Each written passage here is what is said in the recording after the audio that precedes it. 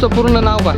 माझं पूर्ण नाव ओमप्रकाश शेषराव गांजरे, राहणार हनुमंतवाडी, तालुका कंधार, जिल्हा नांदेड येथील रहिवासी असून माझे उपोषणकर्ते माझे वडील शेषराव रामराव गांजरे यांचं 3 दिवसापासून उपोषण चालू आमरण उपोषण चालू असल्यामुळं त्यांना काही बोलता येत नाही, जेवण वगैरे नसल्यामुळं बोलता येत नाही. तरी आमच्या गावातील ग्रामपंचायतमध्ये कागदोपत्री कामं झालेली आहेत. गावामध्ये एकूण विहीर मंजूर झालेल्या विहिरी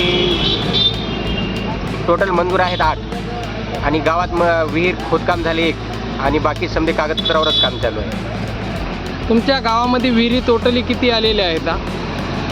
माझ्या गावामध्ये विहिरी एकूण 8 आलेल्या आहेत. त्यापैकी एका विहिरीचं काम झालेलं आहे व बाकी सर्व विहिरींचं कागदपत्रे काम आहे व पूर्ण 8ला 8 विहिरींचं बिल उचलून सरपंचांनी, रोजगार सेवकांनी, ग्रामसेवकांनी मिळून भ्रष्ट केलेला आहे. बाकी पुढील काय मुद्दे असतील तुमचे? आज आमचा उपोषणाचा 3रा दिवस. कुठलं प्रशासन आम्हाला आमची दखल घ्यायला आलं नाही. जर आमच्या जीवाचं काही बरं वाईट झालं तर त्याला सर्वस्वी प्रशासनाला जबाबदार धरावं. गावामध्ये अजून कुठले कुठले तुम्हाला काळे कारनामे माहिती आहेत?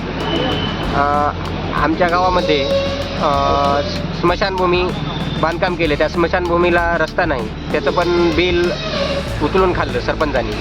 परत अंगणवाडी ते स्मशानभूमी रस्ता दाखवला पण तो रस्ता आता काय केलाच नाही. स्मशानभूमी एकीकडं रस्ता एकीकडं. फक्त नकाशावर स्थळदर्शक नकाशे तयार करून रस्त्याची मागणी केली व 3 रस्त्याची मागणी केली, 1 रस्ता तयार केला, त्यामध्ये पण भ्रष्टाचार. बरं, या विहिरीसाठी एक विहीर आहे म्हणता तुम्ही, त्या विहिरीसाठी जमीन किती आहे आणि किती पाहिजे होती? हां, आता ही विहीर हो,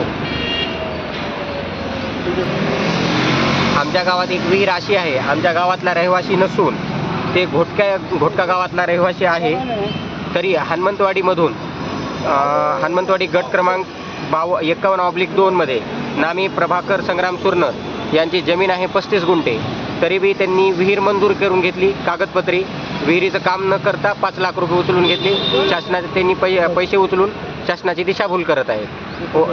त्याच्यावर तुम्हाला काय करावं अशी भूमिका आहे? सरपंच, ग्रामसेवक, आशा वर्कर, रोजगार सेवक यांच्यावर कठोर कारवाई करून त्यांना घरी बसवावं, बडतर्फ करावं पदावरून, ही आमची उपोषणकर्त्याची मागणी आहे.